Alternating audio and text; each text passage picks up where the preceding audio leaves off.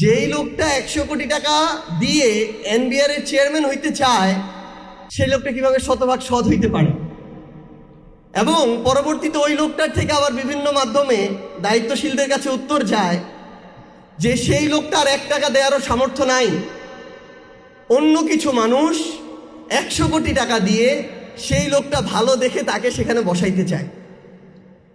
তাহলে একবার চিন্তা করেন যে ওই মানুষটাকে যারা এই টাকাটা দিয়ে বা ইনভেস্ট করে সেখানে বসাবে, তারা সেখান থেকে দেশের মানুষের রাজস্বের কত হাজার হাজার কোটি টাকা লুটপাট করবে, দেশকে বঞ্চিত করবে। আমরা অন্তর্বর্তীকালীন সরকারের সময় বিভিন্ন গল্প শুনতাম। আজকে এনবিআর আমাদের টপিকের একটা অংশ। এনবিআর এর চেয়ারম্যান নেওয়া হবে নাকি, এটার জন্য বিভিন্ন জায়গা থেকে গল্প শোনা যেত যে এ নাকি 100 কোটি টাকা দিতে রাজি, সে নাকি 120 কোটি টাকা দিতে রাজি। কেউ বলছে 150 কোটি হলেও সমস্যা নাই, আমরা দিব, কিন্তু আমাদের যদি কোনোভাবে ওইখানে চেয়ারম্যানটা বসে। এখন যখন চেয়ারম্যান কে বসবে তার প্রোফাইল সম্পর্কে ওই দায়িত্বশীলরা জিজ্ঞাসা করে, তখন যিনি ওই চেয়ারম্যানের সুপারিশ করেন তিনি আবার বলেন ওই চেয়ারম্যান নাকি শতভাগ সৎ।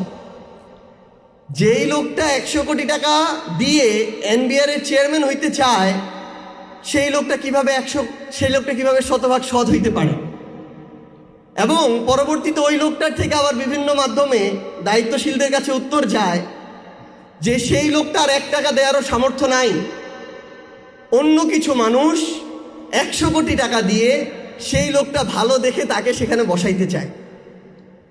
তাহলে একবার চিন্তা করেন যে ওই মানুষটাকে যারা এই টাকাটা দিয়ে বা ইনভেস্ট করে সেখানে বসাবে, তারা সেখান থেকে দেশের মানুষের রাজস্বের কত হাজার হাজার কোটি টাকা লুটপাট করবে, দেশকে বঞ্চিত করবে। তো আমাদের এই ধরনের মধ্যবর্তী কিছু দালাল আছে, এই দালালদের থেকে দেশটাকে মুক্ত করাটা খুবই জরুরি। হাসনাত একটু আগে বলেছে এই যে আন্ডার টেবিল নেগোসিয়েশন, এভাবেই এই আন্ডার টেবিল নেগোসিয়েশনগুলো হয়। ভাইরা যেটা একটু আগে বললেন এখানে যে বাংলাদেশের যতটুকু রাজস্ব প্রয়োজন তার ধারে কাছেও যখন হয় না, তখন সরকারকে 2 মাস যেতে না যেতেই 50,000 কোটি টাকা ঋণ নিতে হয়। তো আমরা আমাদের জায়গা থেকে দিন শেষে আহ্বান করব যে আমাদের এই সামগ্রিক একটা সংস্কার দরকার। আমরা গ্রামে দেখি 16 থেকে 20 গ্রেডের একটা চাকুরির জন্য, একটা পিয়ন পোস্টের চাকুরির জন্য মানুষ নিজের ভিটা বাড়ি বন্ধক দিয়ে 10-15 লাখ টাকা ঘুষ দিতে রাজি থাকে, কিন্তু একজন পিয়ন তার ওই বেতন দিয়ে কোনোদিন তার সংসার ভালোভাবে চালাইতে পারবে না। তার মানে ওই 10-15 হাজার টাকা তার মূল লক্ষ্য না, তার মূল লক্ষ্য ওই পদটাকে ব্যবহার করে অসৎ উপায়ে আরও টাকা উপার্জন করা, যেখানে মানুষদেরকে জিম্মি করা হয়, যেখানে অনেক মানুষের সাথে বৈষম্য হয়, অনেক মানুষের সাথে অন্যায় হয়, যেখানে মানুষ তার ন্যায্য অধিকারটা পায় না। তো সামগ্রিকভাবে আমরা একটা চক্রের মধ্যে, দুষ্টু চক্রের মধ্যে ঢুকে গিয়েছি। আমাদের এটা থেকে মুক্তি প্রয়োজন।